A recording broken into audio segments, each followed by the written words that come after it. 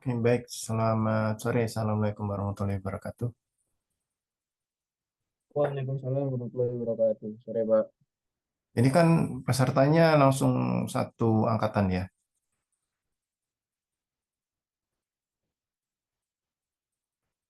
Halo. Iya, betul, Pak. 4P sampai 1 sampai P4 kan ya.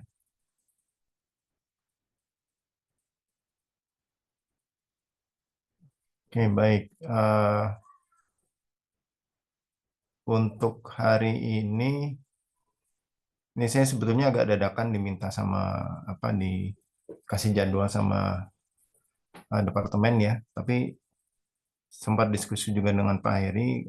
Akhirnya saya akan coba bawakan satu contoh ya pengalaman saya dan Pak Heri kebetulan ada kegiatan bersama untuk melakukan kegiatan penyusunan yang salah satunya adalah desain detailed engineering design dari sebuah taman koleksi.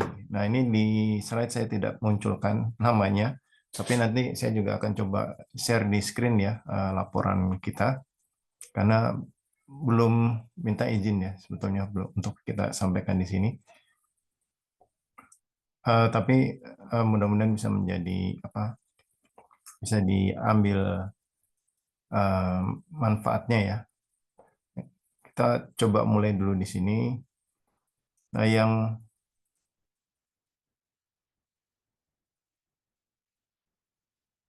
eh,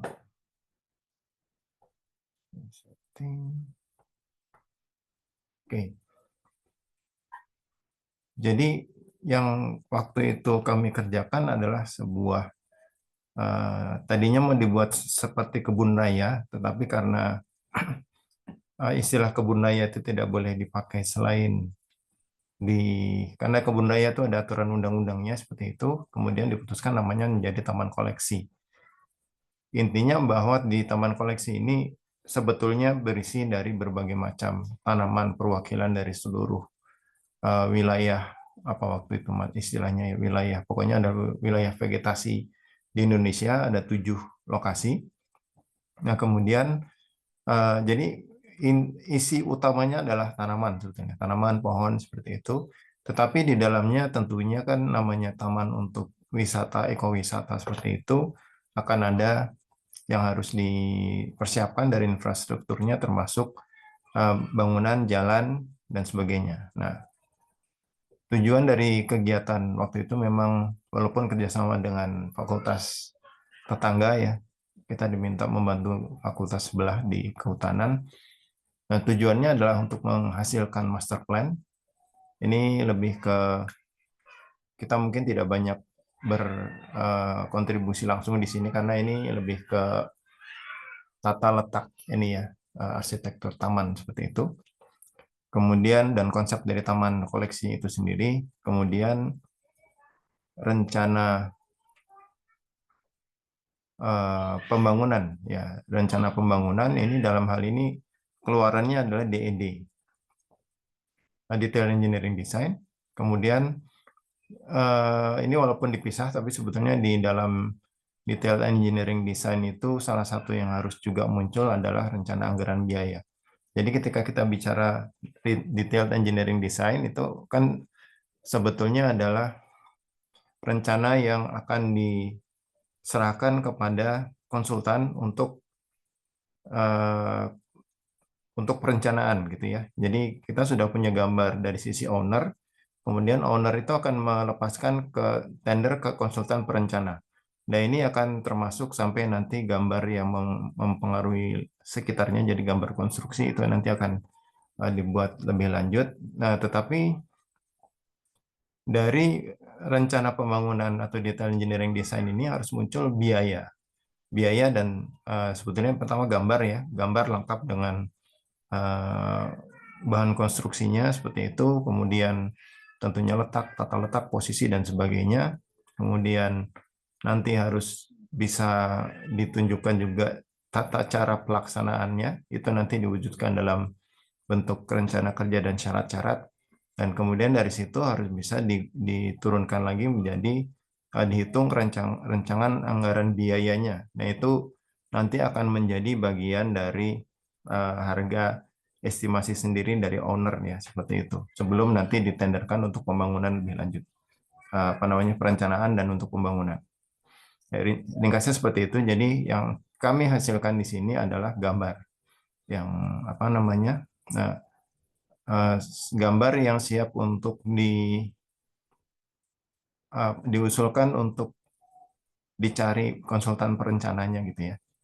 Konsultan, saya agak lupa tahapannya, tapi antara konsultan perencana atau sampai ke konsultan pembangunan.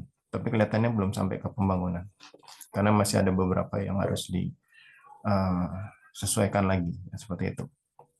Nah, singkatnya ini adalah master plan. Ini kalau nggak, saya agak lupa, luasannya itu tidak terlalu besar sebetulnya.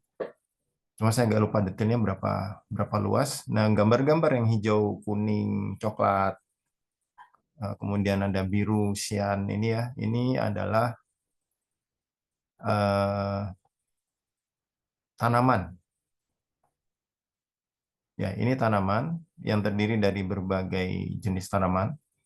Ini satu satu warna itu artinya mewakili satu area vegetasi.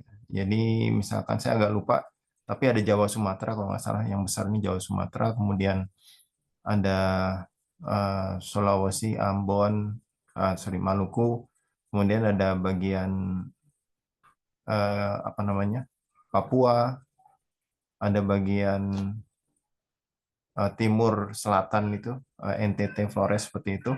Saya juga tidak hafal sekali ininya, pembagiannya. Nah, kemudian yang kita lihat putih-putih ini adalah infrastruktur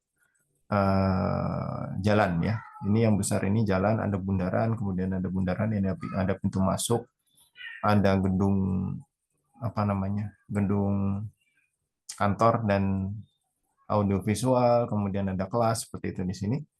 Nah, kemudian ada jalan, kalau yang besar ini adalah jalan yang bisa dilalui kendaraan, ada jalan yang hanya bisa dilalui oleh kaki, apa namanya, dengan berjalan kaki, yang ini ya. Kira-kira seperti itu. Kemudian di dalam area-area itu juga ada toilet, ada bangunan edukasi, kemudian ada area komersial, di sini ada toko, kemudian ada masjid, musola, kemudian ada penginapan, ini penginapan kalau saya tidak salah. Kemudian ada danau. Nah, ini yang menjadi masalah kita sebetulnya waktu itu. Jadi bisa dibayangkan lahan ini adalah lahan urukan bekas tambang. Jadi bisa diperkirakan kira-kira stabilitas tanahnya seperti apa, walaupun sudah dalam jangka waktu yang lama ya, tapi tetap ketika kita akan melakukan pembangunan atau perubahan landscape ya, dari ya mungkin alami atau semi alami, karena tadinya setelah diisi dengan bahan tambang itu, dengan tanah urukan itu, sebetulnya sudah ditumbuhi tanaman-tanaman dan pohon-pohonan ya seperti itu. Tapi kita akan rubah itu dan kita akan bangun jalan, kita akan bangun bangunan di setengah sini ada semacam candi seperti itu.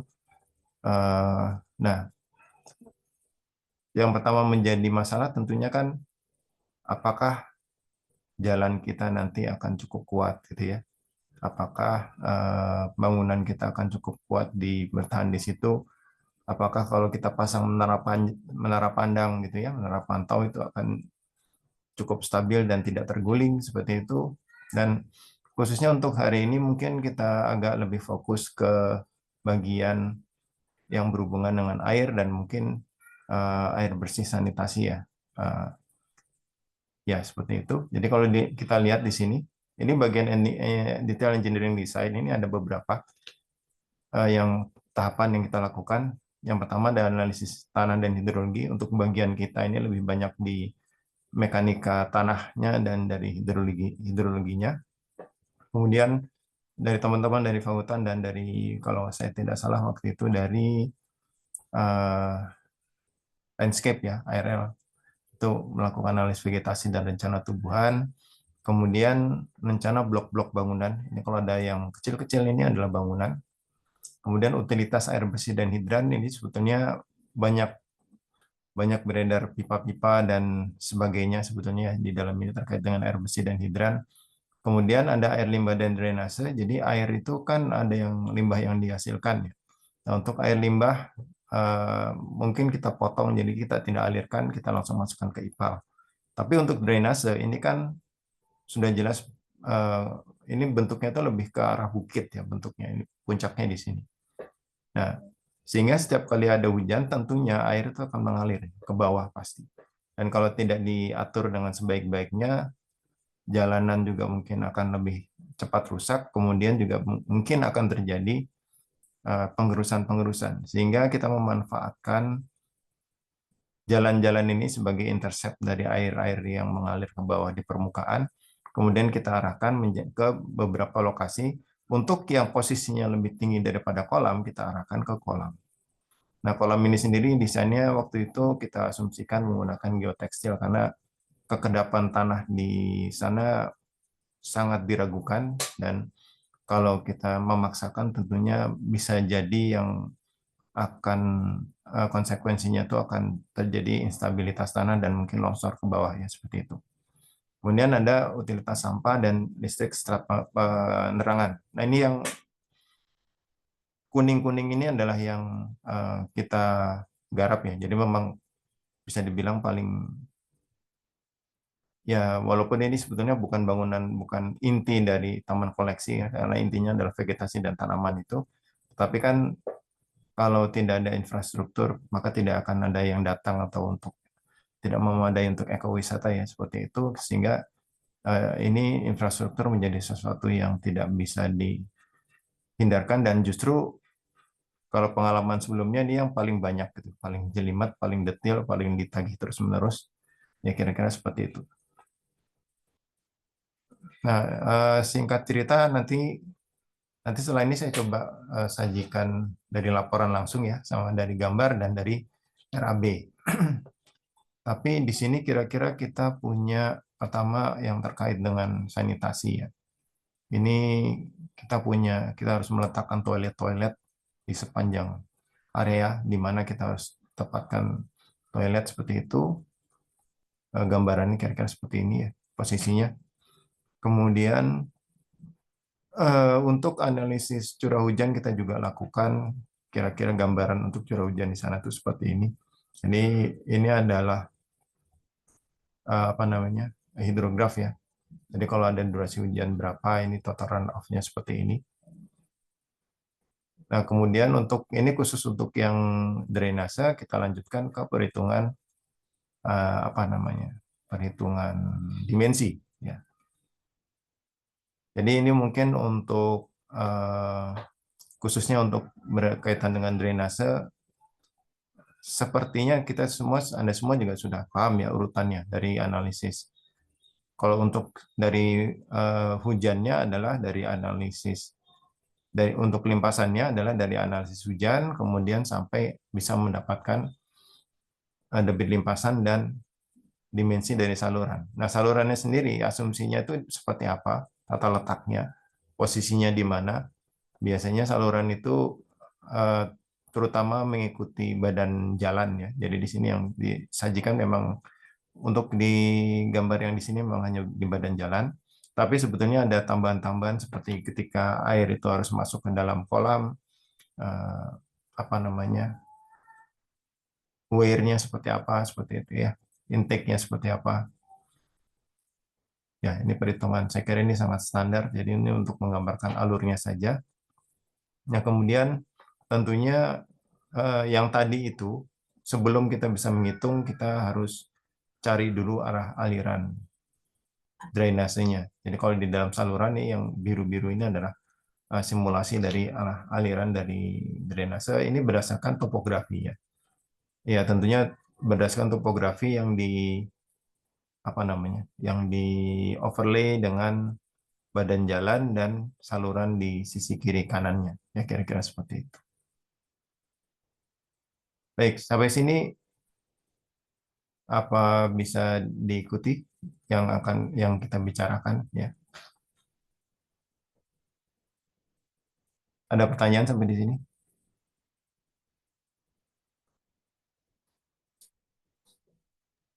Jadi saya belum juga, Pak.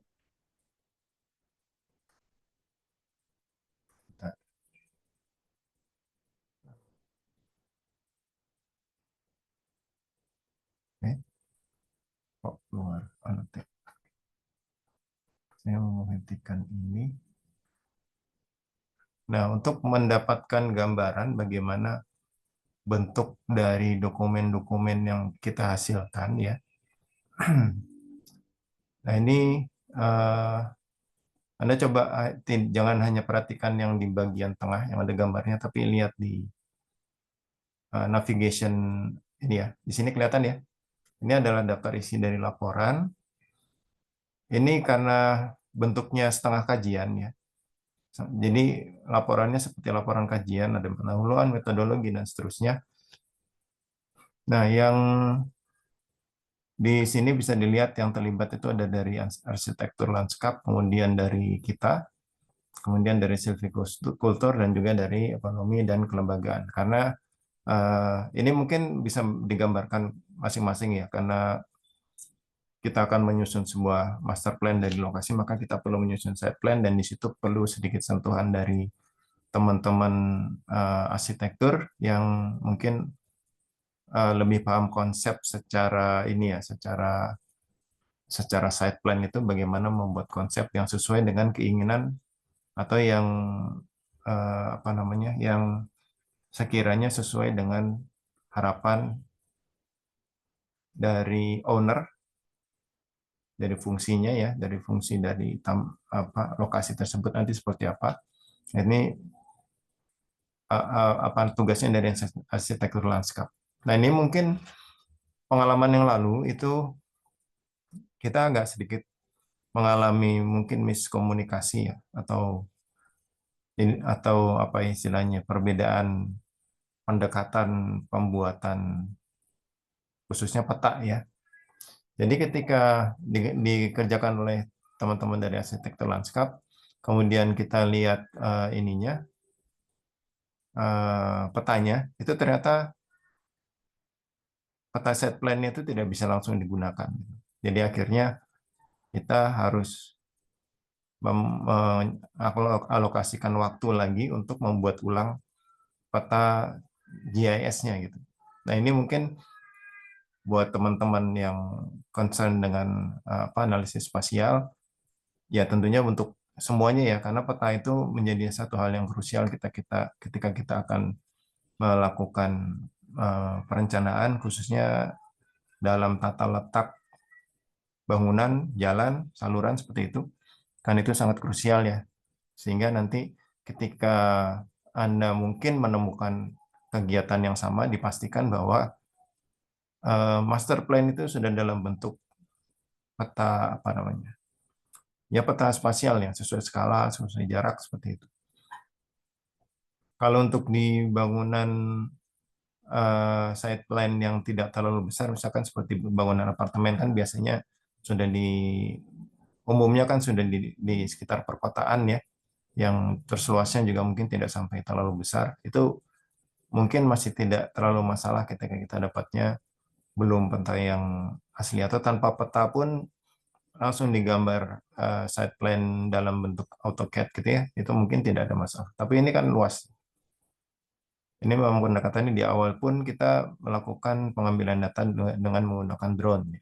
Jadi ini eh, menjadi satu bagian yang harus dikomunikasikan dengan baik, jangan sampai ya mungkin ekstrimnya gitu ya. Kita sudah mendapatkan master plan tapi ternyata filenya itu dalam bentuk Photoshop.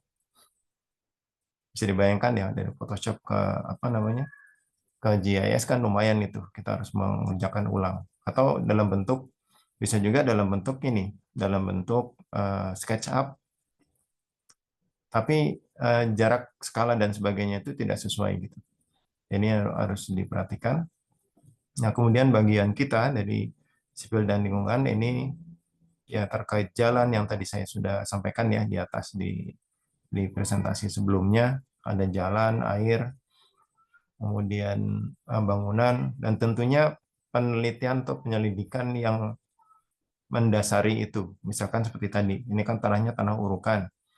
Kemudian kita mau membangun bangunan di atas, kita mau membuat danau, kita mau membuat menara pandang, berarti harus dipikirkan kita harus menggunakan material apa, kedalaman pondasinya seperti apa, atau bahkan mungkin ini kelihatannya nggak bisa deh gitu ya. Untuk memutuskan itu kita kan perlu penyelidikan tanah. Nah itu waktu itu memang dilakukan sondir dan sebagainya, tapi kita tidak bahas di sini ya.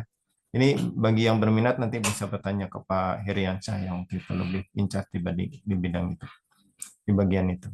Nah kemudian silviculture, karena ini bagiannya adalah taman koleksi, tentunya intinya tanaman-tanaman hutan. Ini adalah tugasnya dari teman-teman dari silviculture untuk menentukan tanamannya, posisinya di mana, kemudian pengelolaan tata cara pengembangan bibit, pindah tanam dan sebagainya itu di situ.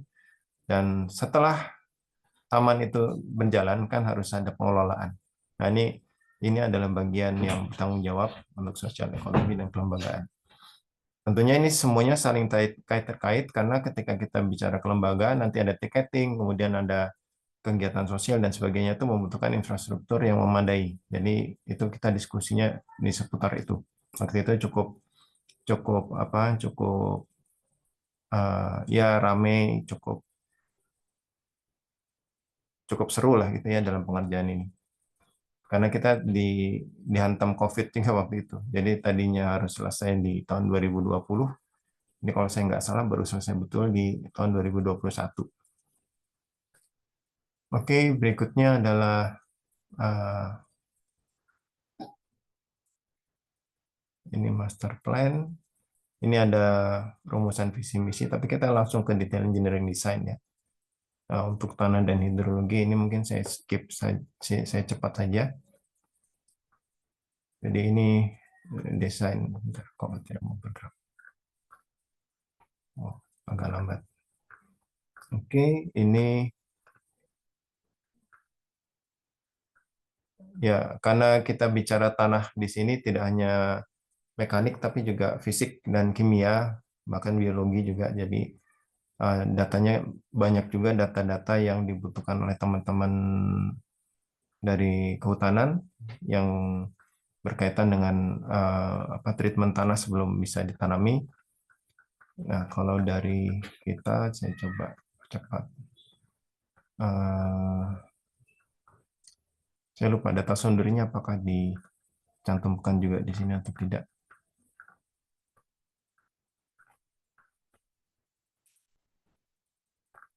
Kandungan air,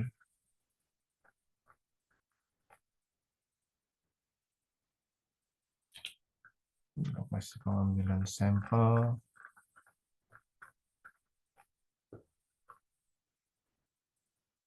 Oke, lewat.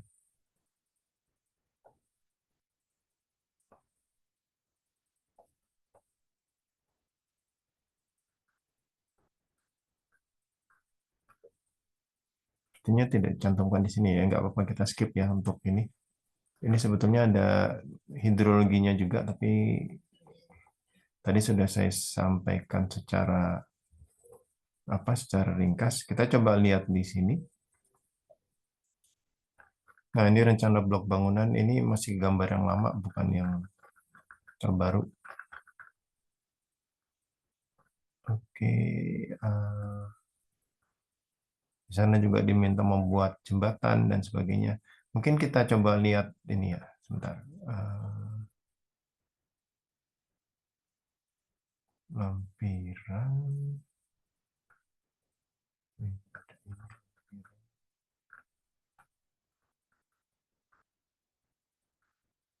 Ini ada analisis-analisis terkait dengan jalan.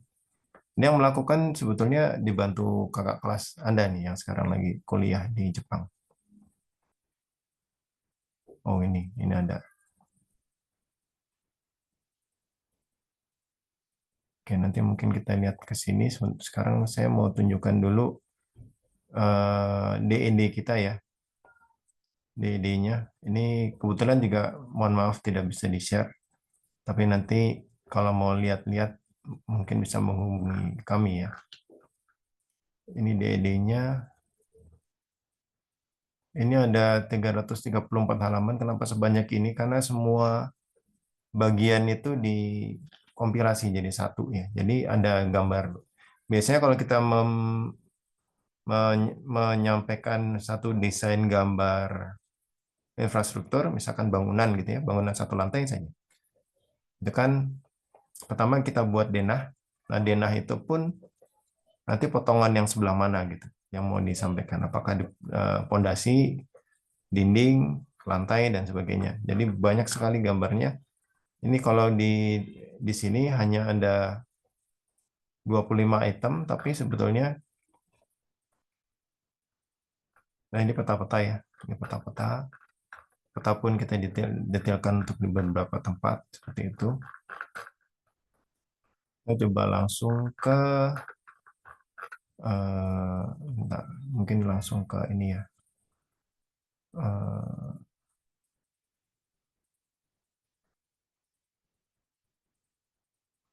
Kod jembatan mana ya yang mungkin kita lihat ke danau saja yang berhubungan dengan airnya.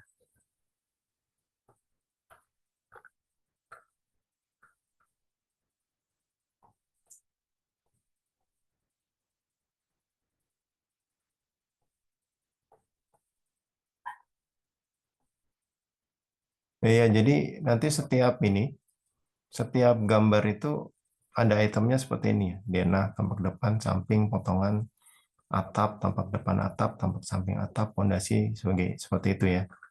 Ini sedetil itu untuk setiap item. Saya mau tunjukkan yang danau.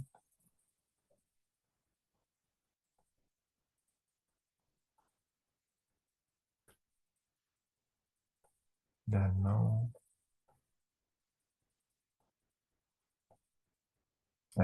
Bukan, masih selanjutnya warna air.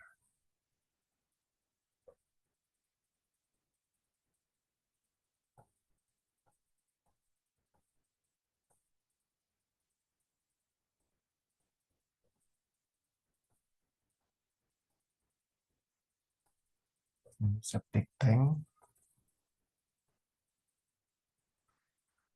Ini TPS, TPS. Gambarnya terbolak-balik.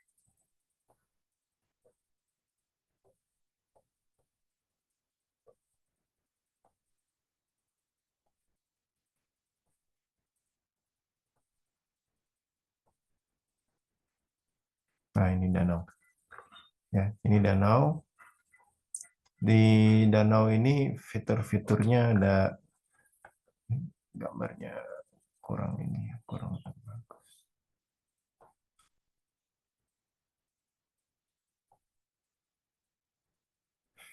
Saya mau putar dulu gambarnya.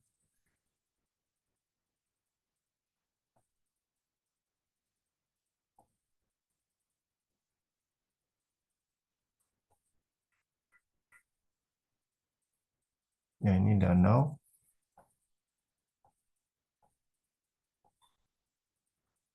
Nah, ini danau ini eh,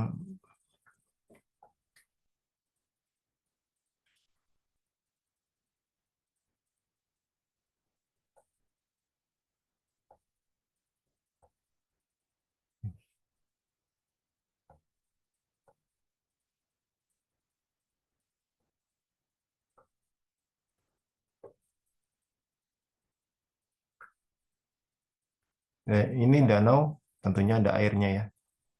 Ada air, kemudian ada kanal penghubung antara dua danau. Kemudian ada air danau, ada bronjong untuk di pinggiran danau ini. Nah, seperti itu. Jadi ini danau ini sebetulnya dikuatkan sisinya dengan bronjong, kemudian dikedapkan dengan geomembran atau geotekstil. Nah, tadi kan saya sampaikan bahwa dari air drainase itu ada yang disalurkan ke danau. Makanya di sini kita harus buat dari saluran itu kita buat spillway untuk masuk ke danau maupun keluar ya seperti itu. Ini adalah potongan untuk dindingnya, dinding danau. Kemudian ini potongan dari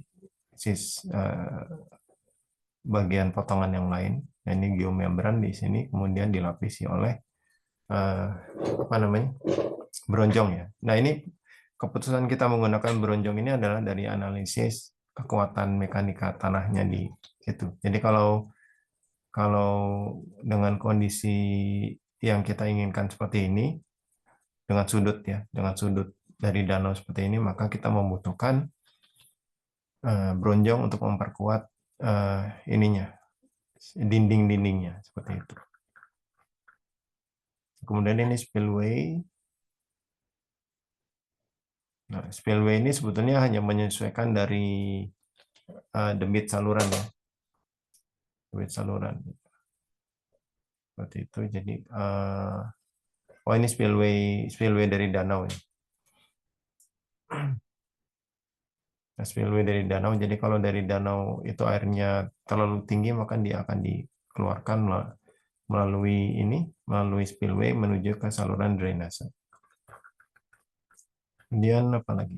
Ini mungkin apa ini? Oh ini eh, apa namanya? Detail bronjongnya, ya, cara pembuatan bronjong. Kemudian ini potongan kedua. Ya, itu kira-kira seperti itu ya untuk ininya untuk contoh untuk detail untuk danau ya.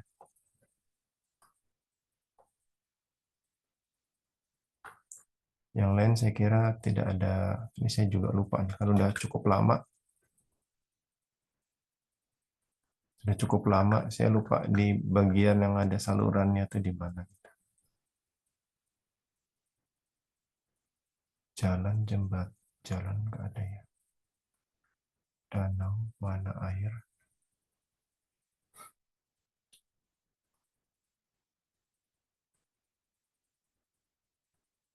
Oke. Ya, tadi kira-kira seperti itu ya untuk DED. Kemudian dari DED tadi kan Anda sudah melihat ini ya, ada detail apa namanya? Detail bahan yang digunakan.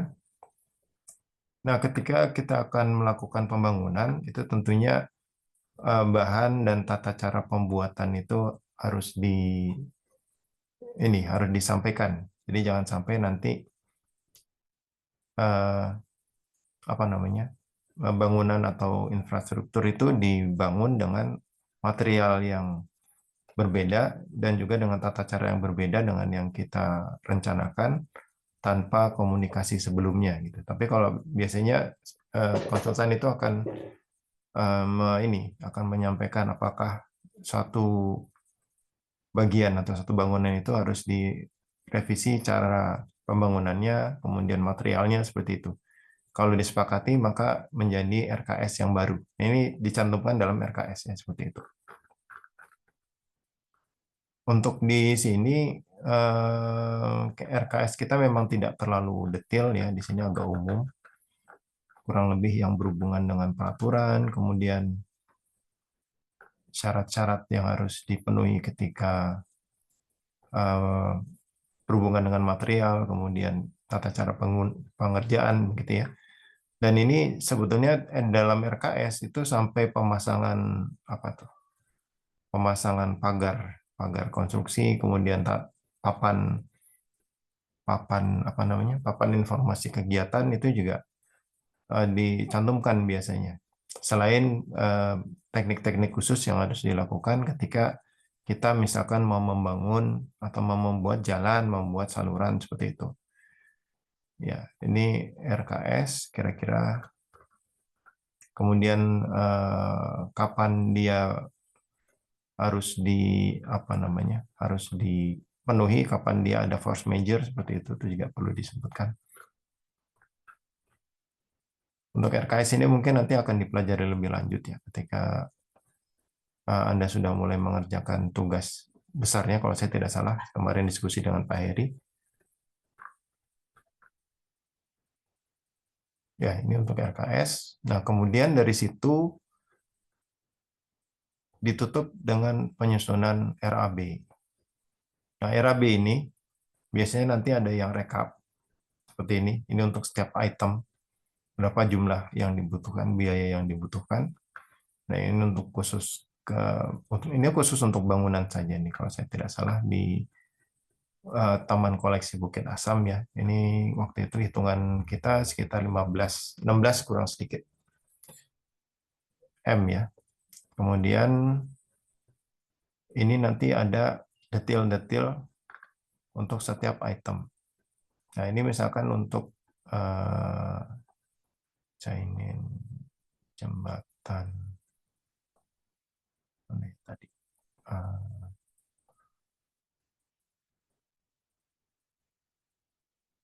Kelihatannya yang saluran belum masuk ya, jalan juga enggak. Jalan tidak dimasukkan di sini rupanya. Untuk danau. Oke, sekarang untuk danau. Ini danau detailnya seperti ini. Ada pekerjaan galian tanah, pekerjaan buang tanah galian, pekerjaan perataan, pekerjaan bronjong, pekerjaan geotekstil atau geomembran, kemudian pekerjaan, ada dua-duanya, geotekstil dan pekerjaan geomembran, kemudian pekerjaan spillway, ada dua sisi. Nah, totalnya adalah sekian. Nah, ini untuk danau saja ini. Nanti setelah semuanya jadi, kemudian kita rekap, kita masukkan di rekap yang tadi. Nah, jadi di sini antara RAB, RKS, dan DD itu harus nyambung ya.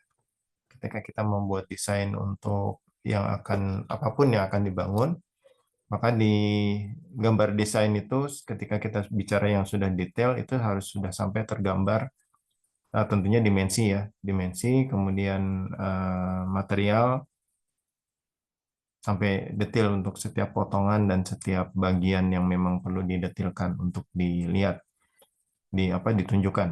Nah, kemudian itu diterjemahkan dalam dokumen rencana dan syarat-syarat dan disusunkan rencana anggaran biayanya. Nah, kira-kira seperti itu. Nah, demikian ini adalah pengalaman kami ya, bukan saya sendiri, tapi waktu itu mungkin ada yang pernah ketemu juga sama Pak Maulana, itu SIL Angkatan 45 ya, Angkatan pertama itu juga terlibat di sini, khususnya dia yang mendesain terkait air dan yang spasialnya, seperti itu. Ya, oke ya. Mungkin ada yang mau ditanyakan sampai di sini? Yang tadi sudah kita bicarakan, apakah cukup bisa dipahami atau ditangkap gitu ya alurnya dalam kita melakukan desain project ya. Ada yang mau ditanyakan sampai di sini? Sambil menunggu, silakan Anda melakukan absensi di chatroom ya, dengan menyebutkan nama dan NRP.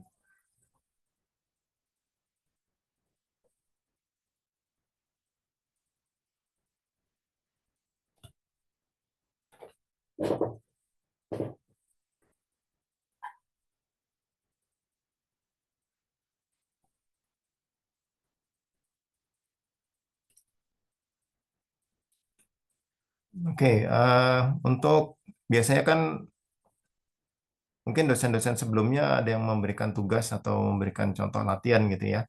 Nah, untuk kali ini mungkin saya tidak akan meminta tugas, tapi saya mau meminta Anda mencoba membuat satu resume untuk Anda sendiri. Apa saja yang harus dilakukan ketika Anda akan melakukan pekerjaan detail engineering design. Mungkin bisa secara global atau misalkan kan sebetulnya di semester ini kalau saya tidak salah kan harus sebetulnya ada tugas tuh ya, tugas-tugas tugas besarnya gitu. Kalau kemarin menurut informasi dari Pak Heriansyah ya, nah itu dalam rangka mengerjakan itu kan kita perlu punya panduan gitu ya. Nah itu mungkin Anda coba dari yang kita diskusikan tadi dan juga yang pernah didiskusikan di kuliah-kuliah sebelumnya, Anda coba menyusun buat Anda sendiri resume atau summary gitu apa sih tahapan-tahapan yang harus dilakukan ketika Anda membuat detail engineering design perencanaan, dan apa saja output atau benda ya luaran apa saja yang harus harus bisa disajikan gitu. Bisa dipahami ya. Tapi ini untuk Anda sendiri sih, saya tidak minta Anda untuk mengumpulkan. Hanya kalau misalkan nanti Anda ingin bertanya ke saya atau ke tim dosen yang lain, Anda bisa bawa kira-kira untuk kasus apa penerjemahan dari tahapan pengerjaan DED yang ini tuh seperti apa gitu ya. Itu mungkin Anda bisa bawa, bisa tanyakan. Bagaimana? Ada yang mau ditanyakan sampai di sini?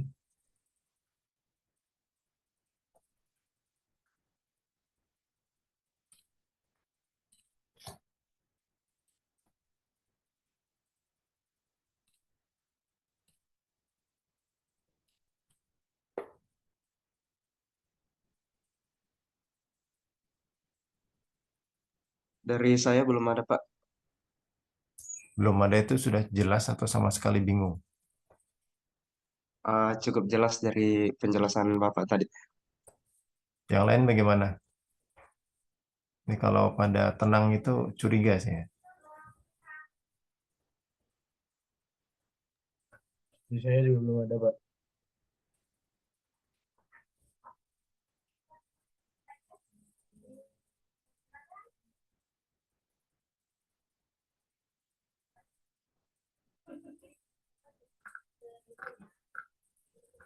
Ya oke, kalau begitu seperti tadi saya sampaikan, mohon nanti masing-masing membuat resume ya untuk pegangan sendiri tahapan-tahapan yang harus dilakukan ketika melakukan kegiatan perencanaan sampai ke detail engineering design. Kemudian produk dari detail engineering design yang harus dihasilkan itu apa saja gitu ya. Itu nanti akan menjadi pegangan Anda untuk pengerjaan eh, sampai akhir perkuliahan desain teknik ya seperti itu. Oke, kalau tidak ada yang mau ditanyakan, mungkin untuk siang sore ini kita cukupkan. Selanjutnya silakan Anda nanti mencoba untuk yang tadi saya sampaikan ya, menyusun apa summary untuk pekerjaan D&D dan output-outputnya.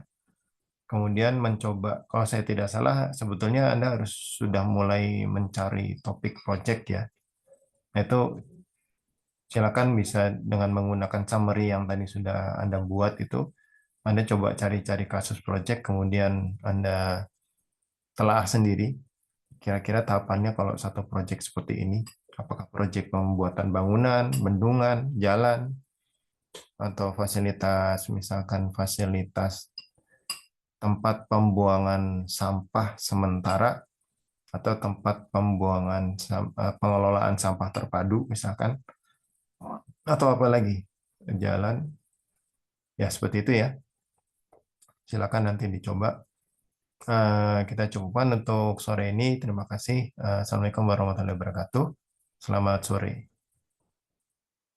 Waalaikumsalam Waalaikumsalam. warahmatullahi Waalaikumsalam. wabarakatuh. Sore, Ya, Pak. Pak. Terima kasih, Pak. Sore.